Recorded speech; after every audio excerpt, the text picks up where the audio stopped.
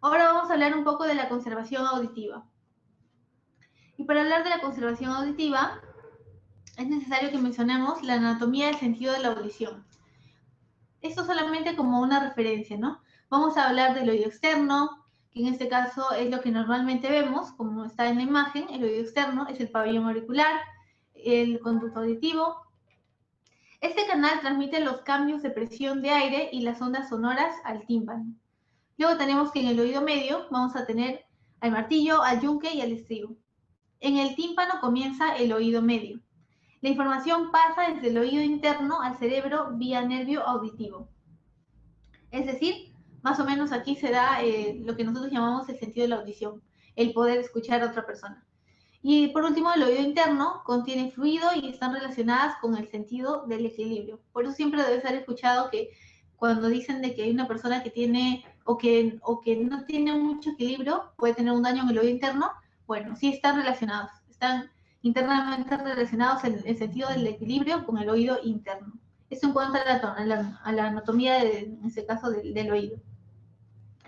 Cuando hablamos del oído externo, el oído externo que incluye el pabellón de la oreja, lo vamos a ver en una imagen, y el canal auditivo externo, está separado del oído medio por una estructura en forma de disco llamada membrana timpánica, que lo conocemos normalmente como tímpano.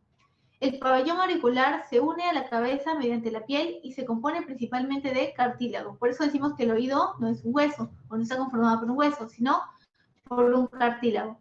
Este mide aproximadamente 2,5 centímetros y termina en la membrana timpánica.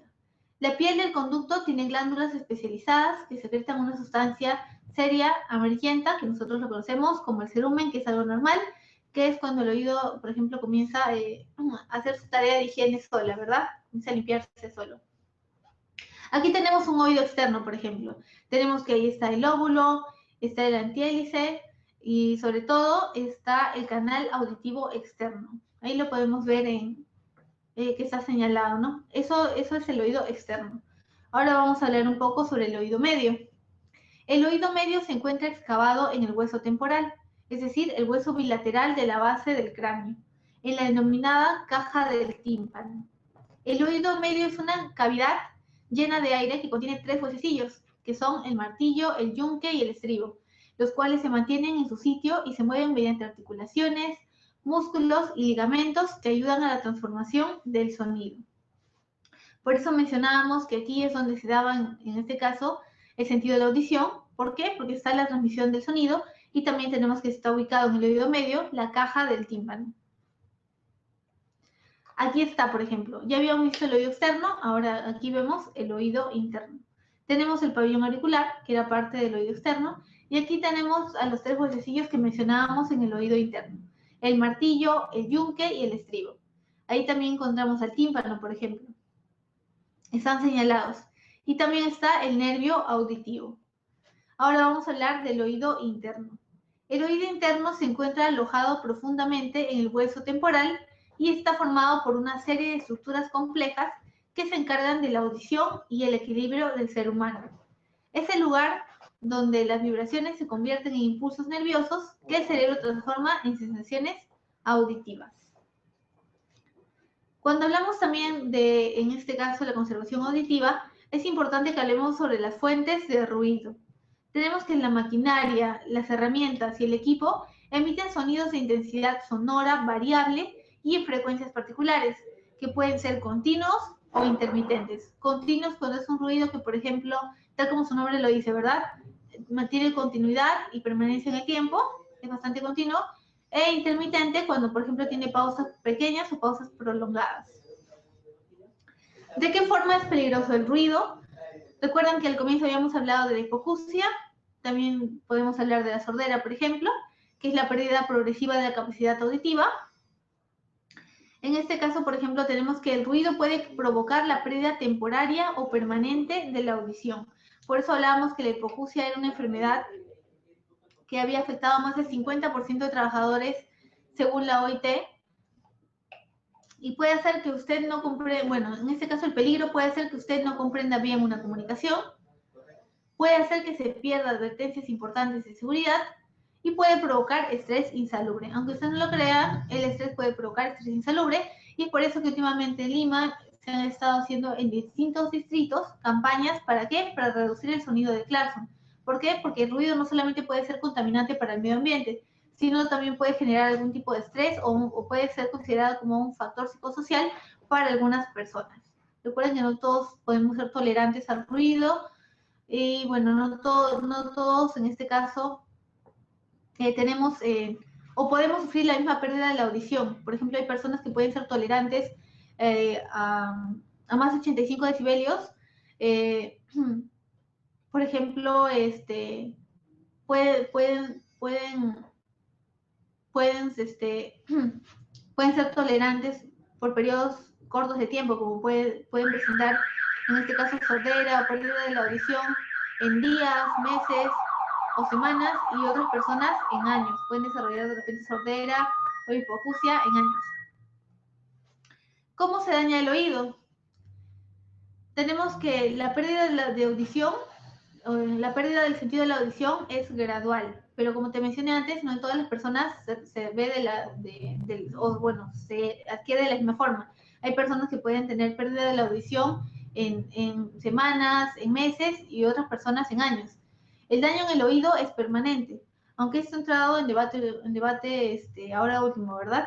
Porque hemos visto que han salido audífonos, hemos visto que inclusive hay operaciones, o bueno, se están haciendo operaciones al oído para poder en este caso recuperar el sentido de la audición. Se están inclusive incorporando tecnología que puede hacer que puede, por ejemplo, reemplazar a ciertos elementos que pueda haber en el oído. Bueno, hay un poquito de controversia en eso, ¿no? Pero aquí, por ejemplo, tenemos que el daño en el oído es permanente. Y bueno, ¿cómo se daña el oído? Existen dos tipos. La pérdida temporaria, que es el desplazamiento temporal del umbral sonoro, que puede ocurrir inmediatamente después de exponerse, o la pérdida permanente, que es el desplazamiento permanente del umbral sonoro. Como te dije antes, puede generar hipoacusia o sordera. Ahora, el programa de conservación auditiva nos dice que se debe elaborar un mapa de ruido. Aquí nos habla de 85 decibelios, más o menos, que es lo que debemos tener en cuenta.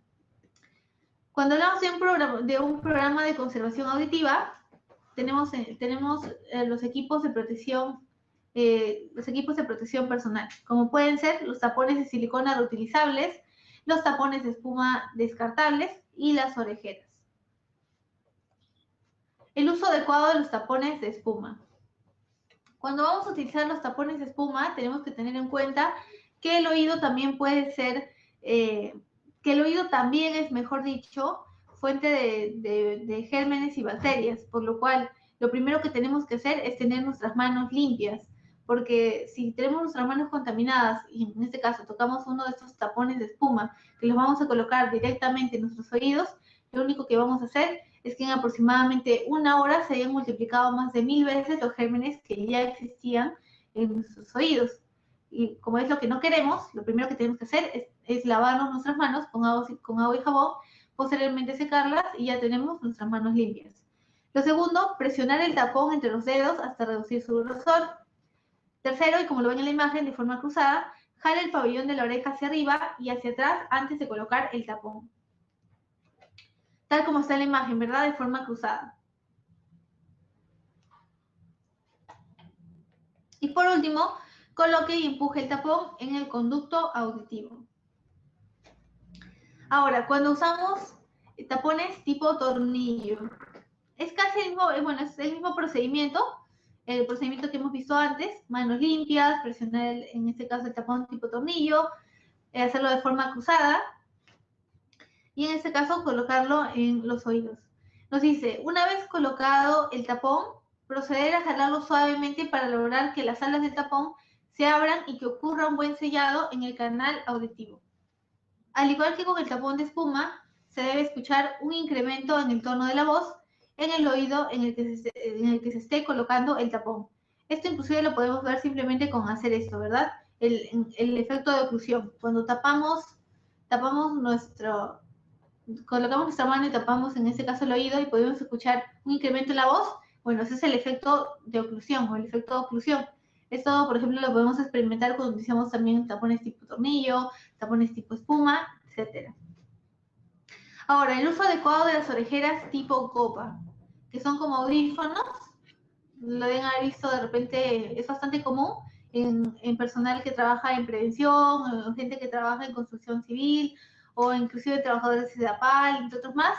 Bueno, también son bastante comunes las orejeras tipo copa. Lo primero que debemos hacer es ajustar, es decir, verificar que todo el pabellón de la oreja esté dentro de la copa de la orejera. Después se debe verificar que no haya fugas de aire o espacios entre las almohadillas y la cabeza. Tal como está en la imagen, ahí por ejemplo vemos que está ajustado y que está en este caso cubriendo o está sellando el pabellón de la oreja. Limpieza del tapón auditivo. ¿Qué mantenimiento le debemos dar, por ejemplo, no? Tal como lo vemos en la imagen, hay un caño, están en este caso limpiándolo con un cepillo y nos dice ahí, mojar el cepillo con abundante agua y jabón líquido, lavarlo en chorros de agua. Y bueno, para secarlo, secar al aire libre con un paño limpio o con una secadora de manos también puede ser y guardarlo dentro del protector. En el caso de que tú quieras secarlo al aire libre, recuerda siempre que que una recomendación muy básica en los equipos de protección personal es dejarlo secar bajo sombra. ¿Por qué no bajo el calor? ¿O por qué no bajo la radiación ultravioleta o bueno, bajo calor? Porque el calor puede deteriorar o generar algún tipo de daño o quitarle o disminuir algún tipo de propiedad que pueda tener ese equipo de protección personal. Entonces, lo recomendable no es dejarlo en un área cerrada definitivamente porque es algo que está, porque si es utilizado agua, definitivamente está húmedo y puede generar algún tipo de moho o algún tipo de juego que no se quiera. Entonces, lo más común, o bueno, lo que se recomienda es lavarlo con agua y jabón, en este caso abundante agua y jabón líquido, dejarlo secar en un aire libre, bueno, dejarlo secar al aire libre y dejarlo bajo sombra, ¿no? Si se puede secar con una secadora de manos, podría ser, pero por lo general es dejarlo bajo sombra. La limpieza de las orejeras, que no es lo mismo definitivamente que en este caso limpiar un tapón auditivo. La limpieza de las orejeras, lo primero que se tiene que hacer es retirar el cojinete de la orejera. Ahí está señalado en la imagen qué es el cojinete. Y segundo, limpiar con un paño húmedo. En este caso, no es recomendable sumergirlo dentro del agua o dentro del agua con detergente o agua con jabón líquido. Lo más recomendable es limpiarlo simplemente con un paño húmedo. Ahora vamos a hablar de protección respiratoria.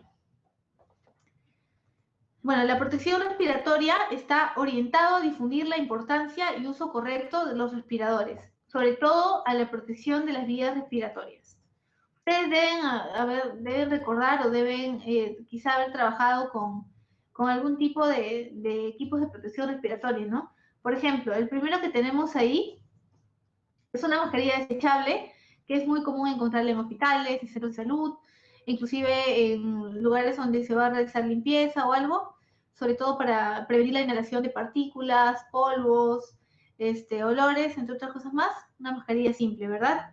La segunda es, por ejemplo, ya tenemos que hay una persona que está usando, una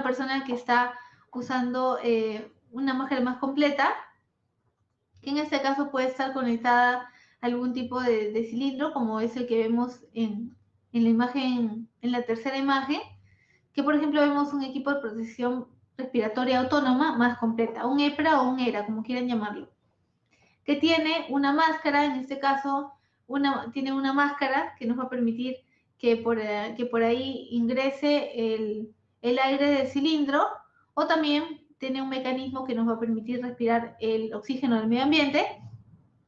Recuerden que aire y oxígeno no es lo mismo. Luego también tenemos que tiene un arnés, porque normalmente los EPRAs que son más completos se van a dividir en cuatro partes: la máscara, el arnés, el cilindro y la unidad reguladora, tal como lo ven en la imagen.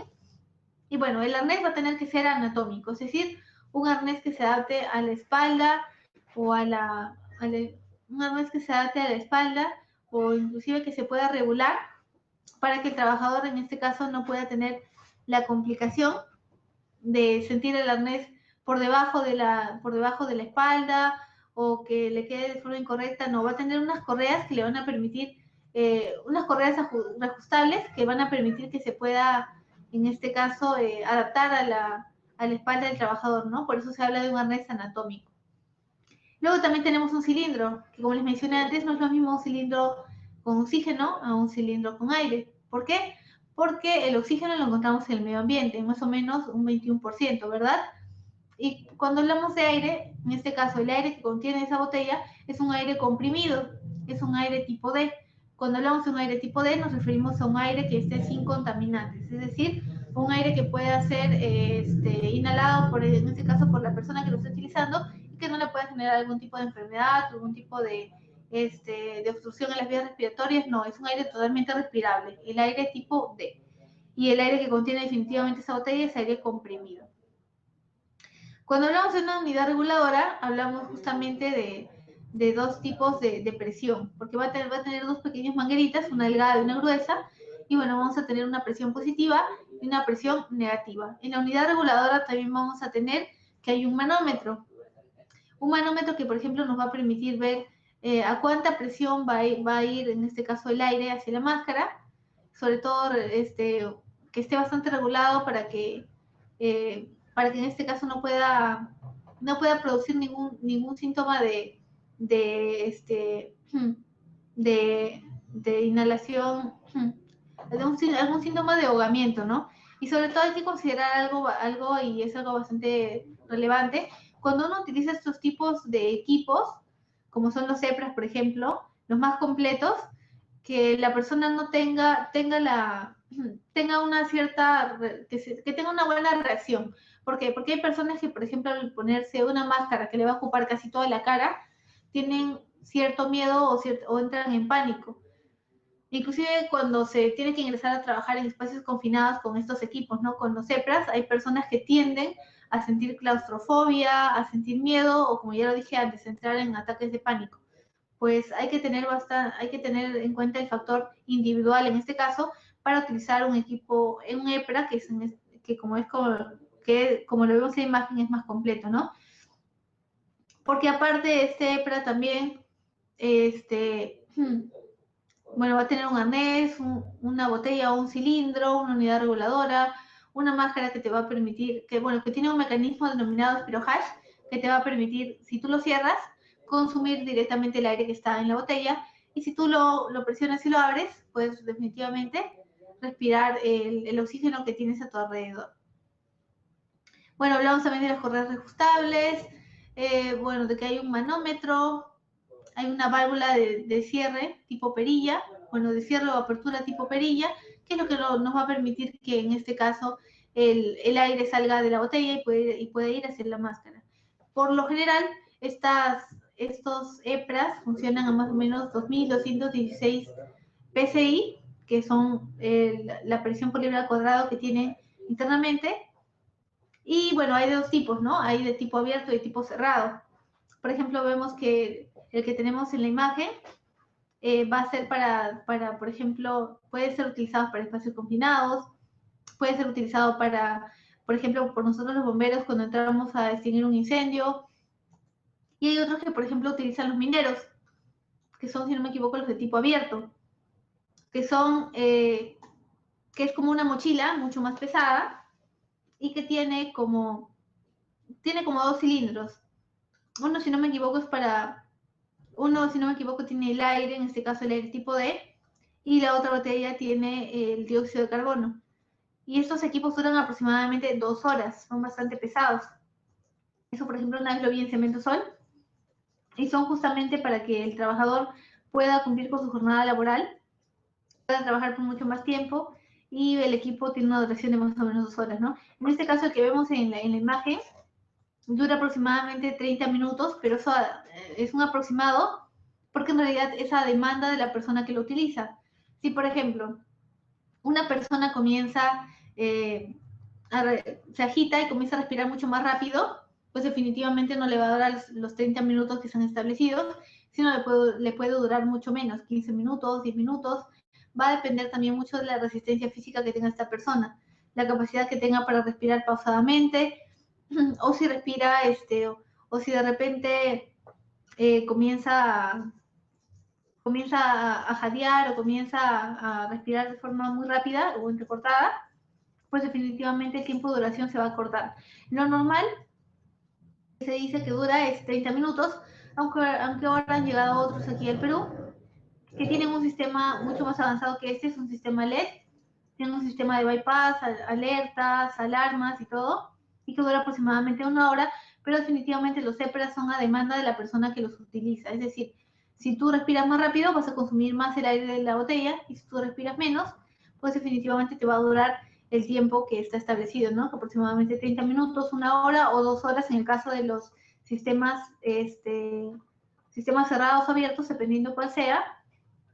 Va a ser, como les dije antes, a demanda de la persona que lo utiliza. Y el fin primordial de estos equipos de protección personal es justamente proteger las vías respiratorias, la nariz, la laringe, la tráquea, los bronquios y sobre todo los pulmones. Ahora, es importante que cuando utilicemos estos equipos de protección personal tengamos en cuenta el material particulado, es decir, cuando hablamos de material particulado, el polvo, el humo, la neblina. El material particulado está conformado por pequeñas partículas sólidas o líquidas suspendidas en el aire que pueden ser inhaladas. Pueden ser, por ejemplo, como lo dijimos antes, el polvo. Se produce cuando un material sólido se fragmenta, tritura o muele y este queda suspendido en el aire. A menor tamaño, mayor tiempo de suspensión en el aire. Definitivamente, ¿no? Todos alguna vez hemos visto o quizá hemos inhalado polvo y bueno, esto justamente puede afectar no solamente a los pulmones, sino sobre todo a los bronquios. Puede crear enfermedades, puede generarnos enfermedades respiratorias y en algún momento o en algunas personas hacer que se vuelvan crónicas. El humo. El humo se produce cuando un material es calentado, vaporizado y enfriado rápidamente, quedando partículas sólidas finas suspendidas en el aire. Los que alguna vez de repente han inhalado humo se deben haber dado cuenta, o de repente pasando, han inhalado humo, se deben haber dado cuenta que en algunas personas genera algunos síntomas leves de asfixia, como por ejemplo desesperación, dificultad para respirar, tos, irritabilidad en la zona de la nariz, etc. Como lo dije antes, no todas las personas tienden a responder de la misma forma cuando están expuestas a material particulado. Ahora, la neblina se produce cuando hay partículas líquidas suspendidas en el aire. Eso en cuanto a la neblina. Cuando hablamos de material particulado, entonces entendemos que tenemos, por ejemplo, el polvo, el humo y la neblina. Ahora, cuando hablamos en este caso, de cómo colocarnos correctamente un respirador, aquí tenemos unas viñetas. Primero, coloque el arnés de respirador sobre la cabeza. Segundo, se debe colocar antes que el casco. Esto es muy básico, ¿no?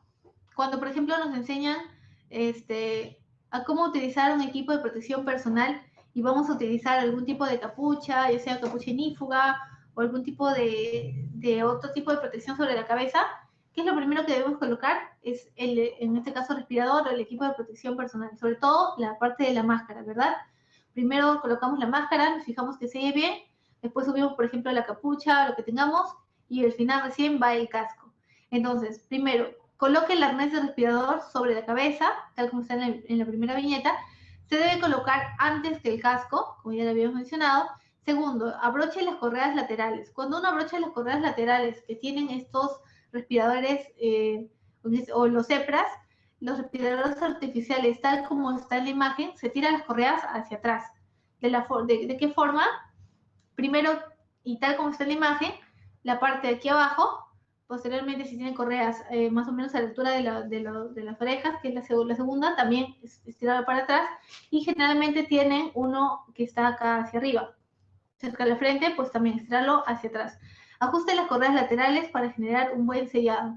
Justamente cuando hablamos del uso correcto de un respirador, lo que se pretende es que el respirador selle completamente, se se logre pegar completamente a la cara, es decir, que no haya el pase de, por ejemplo, material particulado como puede ser polvo, el humo, o incluso la neblina, es decir, que esté lo más pegado a tu cara posible, porque al fin y al cabo eso es lo que se busca cuando uno utiliza un respirador, un equipo EPRA, ¿no?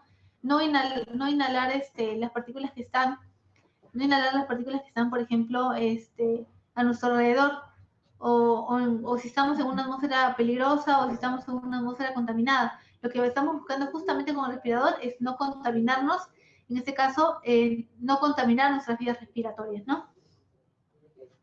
Ahora, tenemos una prueba de ajuste y con eso nos referimos a la presión positiva. Primero, identifique la válvula de salida del respirador, la válvula de salida del aire del respirador. Con la palma de sus manos, cierre mi celular. Cierre esta válvula. Así como está en la primera imagen, por ejemplo. Dice, luego exhale, sople suavemente. Cuarto, el respirador debe inflarse suavemente. Eso es lo que nos dice la presión positiva. Por lo general hablamos de dos tipos de presión positiva y presión negativa, que se encuentran también, por ejemplo, los equipos de protección personales más completos. Y ahí, por ejemplo, vamos a tener que dos mangueras, ¿no? La presión positiva, por ejemplo, cuando nosotros inhalamos, y la presión negativa cuando nosotros exhalamos. Si percibe que hay fuga por algún lado del respirador, el ajuste no es bueno. Se deben ajustar las correas del mismo lado del respirador por donde se identificó la fuga. Luego vuelva a repetir la prueba hasta que no perciba fugas. Como lo dije antes, ¿no? El fin, o bueno, la finalidad primordial de que nosotros utilicemos un respirador o un equipo, un ERA o un EPRA, es justamente no contaminarnos o no inhalar las partículas, el material particulado o la atmósfera en la cual estemos en ese momento, ¿verdad?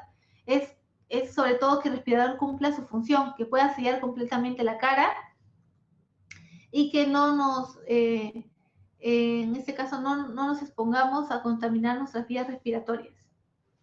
Ahora, la prueba de ajuste de presión negativa. Identifique la válvula de ingreso de aire del respirador. En este caso tenemos uno que tiene cartuchos o filtros. Segundo, con ambas palmas de la mano, cierre las dos entradas de aire libre, tal como está en la imagen. Luego, inhale, tome aire suavemente. El respirador se debe adherir con mayor firmeza a su rostro. Eso es una de las pautas principales cuando usamos un respirador o utilizamos un EPRA o un equipo de protección, un EPRA o un equipo de respiración autónoma. Darnos cuenta que el respirador se ha adherido completamente a nuestro rostro, porque si notamos que el respirador está como que flojo o las correas no están bien ajustadas, pues definitivamente lo único que vamos a hacer es tener quizás el respirador estorbándonos en la parte de la cara, inclusive algunos respiradores se van soltando hasta llegar al cuello. Pues lo que tenemos que hacer es ajustarlo de forma correcta, sobre todo también revisar las correas, si las correas de repente están dañadas o están en buen estado, eso también, por ejemplo.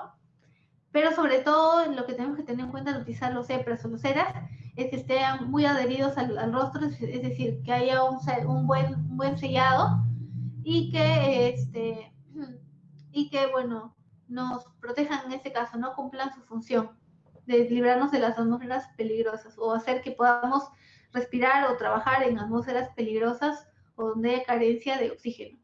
¿Qué no se debe hacer? Primero, evitar exponer la parte interna del respirador. Segundo, manipular el respirador con manos o guantes sucios. Tercero, recuerde que el respirador es de uso personal. Cuando hablamos de los equipos de protección personal, lamentablemente ahora tenemos que decir que ya no son exclusivamente de uso personal, sino que a veces los equipos de protección o los implementos de seguridad se comparten, ¿verdad?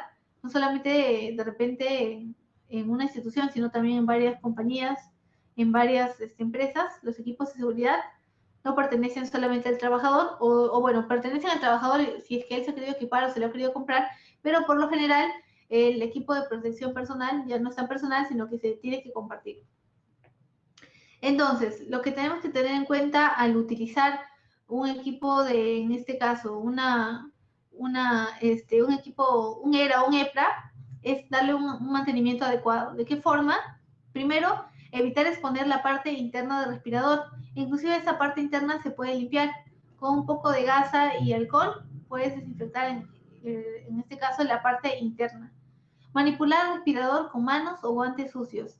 Eso definitivamente lo único que va a hacer es contaminar el respirador, en este caso un EPRA o un ERA, y recuerda que esto va a ir directamente a las fosas nasales. Y bueno, en las fosas nasales puede terminar los pulmones. Entonces, lo conveniente sería que si vas a manipular el respirador que estás utilizando, te laves las manos primero para evitar así que haya algún desprendimiento de partículas o gérmenes que puedan ingresar a tu organismo y generarte algún tipo de enfermedad. Recuerden que el respirador es de uso personal. Bueno, tal como lo mencioné antes, ya no son tan de uso exclusivo personal, sino es que en muchos trabajos se tienen que compartir los implementos de seguridad o los implementos de protección personal. Ahora, también cuando hablamos de esto, hablamos de una política de no barba o una política de barba, como quieran decirlo. Toda persona que requiera utilizar respirador durante sus labores no debe de usar barba. De esto dependerá de la empresa. A esto lo denominamos más aquí como una norma gringa, ¿verdad? Esto te lo señala, por ejemplo, la NFPA, que es la National Fire Protection Association. Nosotros tenemos lo que es la NTP, que es la norma técnica peruana, que es una adaptación un poco más peruana de la NFPA. Y bueno, la NFPA nos dice que cuando nosotros utilicemos equipos de protección respiratoria o equipos de respiración autónoma, lo que tenemos que hacer, bueno, en el caso de los hombres, es no utilizar barba, es decir, si tienes algún tipo de barba o algo, pues simplemente ver la forma de quitártelo, de eliminarlo, porque esto va a dificultar que haya un sellado en cuanto al respirador y el rostro. Es decir, la barba va a ser como que un intermediario negativo que puede hacer que se filtre por ahí material particulado bueno, algún tipo de humo, vapor, algún tipo de elemento tóxico. Pues bueno, ahí tenemos, por ejemplo, la política de no barba en los hombres, y en las mujeres se prohíbe que, por ejemplo, se tenga cabello sobre la cara, se tenga aretes, piercings, o algún tipo de inclusive cadenas, anillos o algo que pueda ser fuente de calor y que pueda en algún momento generar algún tipo, por ejemplo, ¿no? de lesión a la piel o algo. Pues bueno, eso también se prohíbe en la NFPA. Y bueno, la NTP también lo ha adoptado, la norma técnica peruana.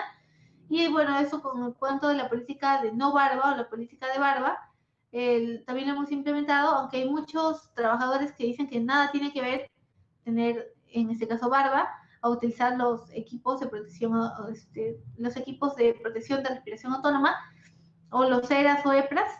Pero bueno, esto va a depender mucho de la empresa, ¿no? Tal como dice aquí, esto dependerá de la empresa.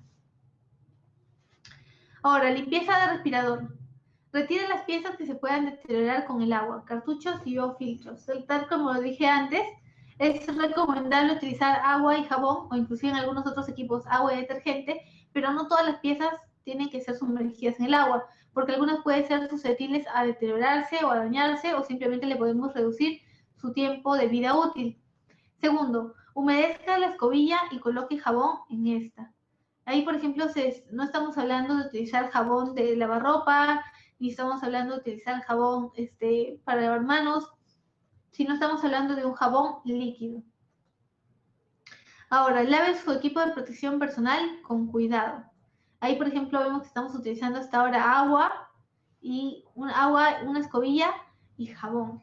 4. Enjuague con abundante agua, tal como lo vemos en la imagen. Vemos que están lavando, en este caso, un respirador, lo están lavando con abundante agua, en este caso es un caño, ¿no? Quinto, séquelo al ambiente y con un paño, o con un paño. Como te mencioné hace un momento, cuando tú tienes un equipo de protección personal, lo puedes dejar secar al ambiente, siempre y cuando sea bajo sombra, o lo puedes limpiar con un paño seco. Inclusive he visto que hay veces en que se limpian los equipos de protección personal con periódicos o con hojas de, en este caso de, ¿cosa? O que en este caso puede ser, por ejemplo, de, de papel periódico, de las guías amarillas, de páginas blancas o páginas amarillas. También, por ejemplo, he visto que se puede, que limpian, en este caso, los equipos de protección personal, ¿no? Lo más recomendable es utilizar un paño húmedo en algunos casos o un paño seco, gasa un poco de alcohol en el caso de que sea, por ejemplo, un equipo de protección personal, sobre todo respiratorio, ¿no? Porque puede contagiarse algún tipo de enfermedades como es la TBC bueno, o la gripe o algo, la gripe que ahora está atacando mucho en invierno, ¿no?